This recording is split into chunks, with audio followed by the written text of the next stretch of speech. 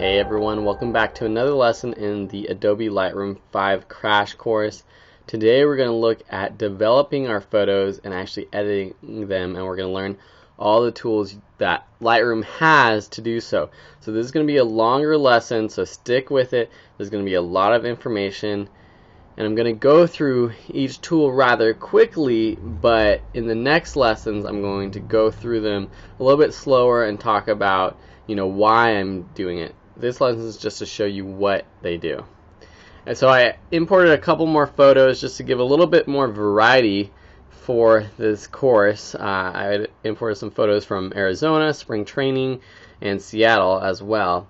So let's go ahead, and when you want to develop a photo, you click on a photo, select develop, and you can actually get to any of these photos down here in this little bin right here. So we can search through my photos. So how about this one? This is a nice one to begin with. So we got this nice flower up in Seattle by the Space Needle. So over here on our right are all the tools that we can use to edit photos.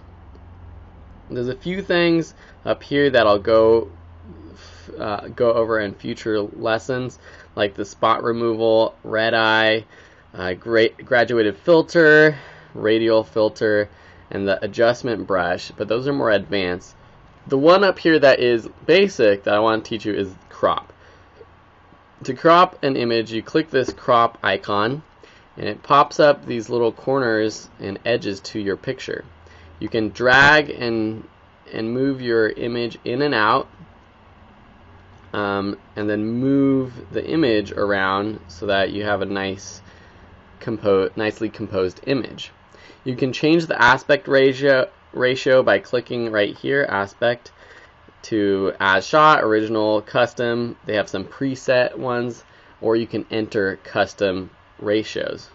So if I want to change this to 16:9, if I'm using this for say a video or something like that has a 16:9 aspect ratio, I can do that. I'm just going to keep it as original, and then I'm going to bring it in.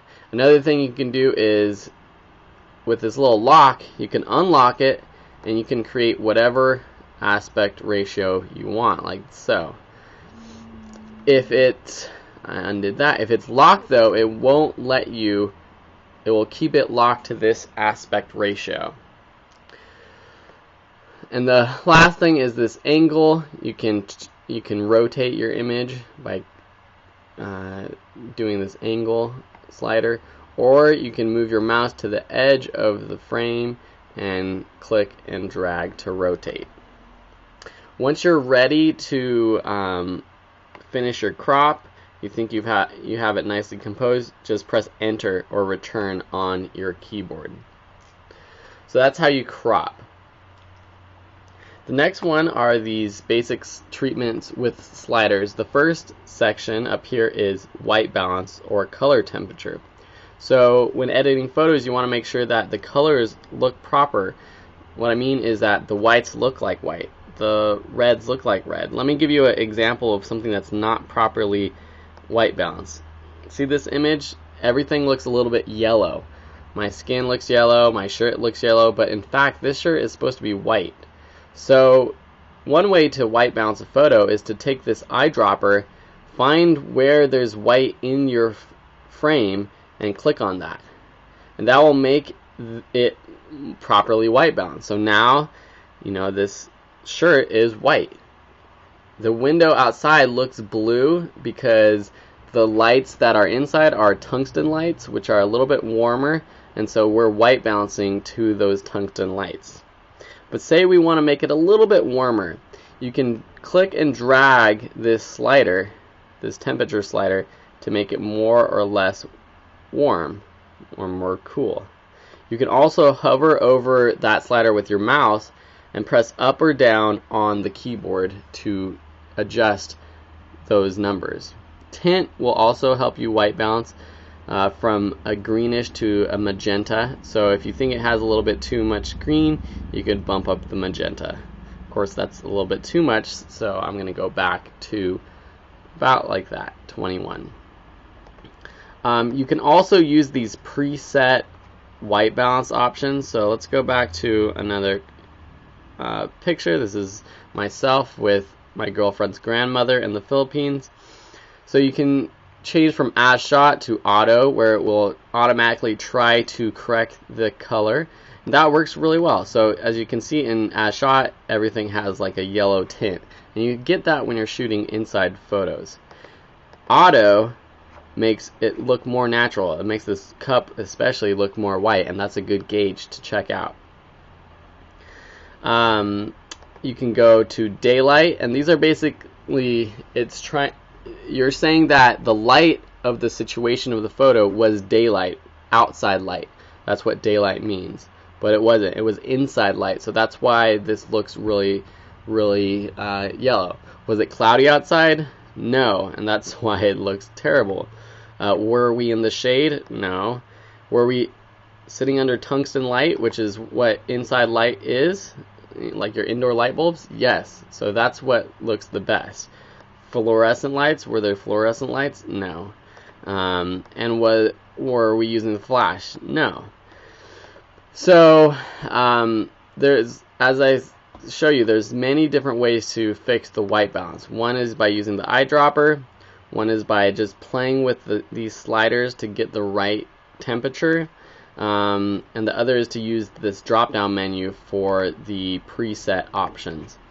For example, though, you can use these options to give a nice effect. So instead of just correcting white balance, you can make things more warm. So I'm going to take this slider and make this image really warm. Say you want it like that. You know, this isn't necessarily a bad photograph now because it looks kind of nice. Or if you want it more blue, or if you want to take it back to how it was shot. So that's white balance. Exposure, we'll go through this, and then we're going to break up these lessons into a few different lessons to keep them in shorter chunks. So exposure is how bright or dark your photo, and you can play with exposure by moving this slider up or down. And what this does, it brightens the entire photo. So the entire photo is getting brightened or darkened. To set it back to 0, you can double click on the title right here. So this photo is properly exposed, but something like this is underexposed. So that's where I would raise the exposure of this photo. Contrast is going to make the darks darker and the brights brighter. As you can see here, let's show you. So the dark colors right here under this flower curl will become darker, and then the brights will become brighter. Check it out. Just subtly. And as you increase contrast, you also get more saturation. The colors become a little bit more colorful, more saturated, and it begins to pop. So a lot of photographers like adding contrast to their photos.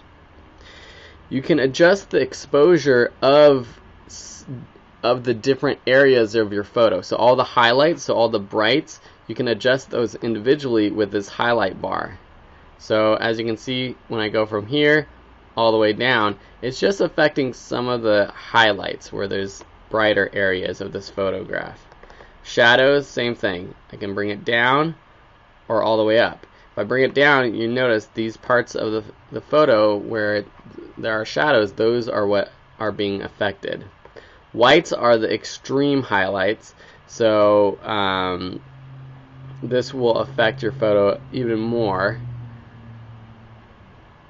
And so those are the highlights, or above the highlights, not even the highlights, but the spots brighter than the highlights. And then the blacks are the spots that are darker than the shadows as well. So this can affect that as well. And so you can adjust the exposure for all these different sections. For example, for this photo, if I increase the exposure to make my face exposed properly, the background gets too blown out, too overexposed. So how do I do this? I adjust the shadows individually. So this adjusts this area of the photo, and then I can bring down the highlights and the whites.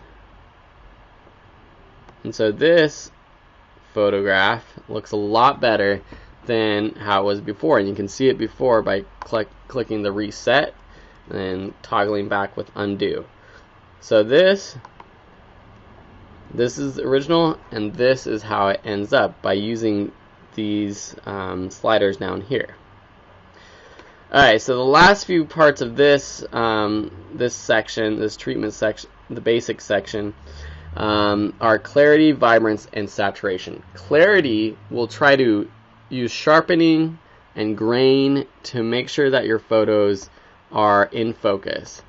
And I'm not a huge fan of this slider right here, but sometimes it really helps, especially for landscapes or nature photography. It can really make your images pop. But when you're doing it to people and portraits, it doesn't look that great. So here you can see how sharp everything is. If I take it all the way down, everything gets a little bit fuzzy and cloudy. So usually I'll bump up clarity a few notches. Vibrance and saturation. First, let's do saturation. Saturation will make all of the colors on your image more saturated, more colorful. As you can see, the oranges become way, way orange. The greens become way, way green. If you take it down, you can desaturate things or make it even black and white if you want. So adding saturation is good, but I think you should start out by doing vibrance. Vibrance is basically smart saturation. So it makes things saturated, but it has a mind of its own, really, and it saturates only certain parts of the image. So if I increase this all the way, it still looks somewhat natural. You can start to tell that this isn't quite a natural photo, that there is some editing done to it, but you know, even if you bump it up to like 50 or so, it looks pretty good. On the other hand, if you bump saturation up to 100, it starts to get distorted and really weird. It does not look like nature at all. And so using vibrance instead of saturation can help make your photos look even better if you want to add saturation and make your colors pop. So I'd start by using the vibrance slider. So that was a lot of information, and I thought I was going to get through all of this in one lesson, but I think I'm going to break it up into a few parts. So that was the first part.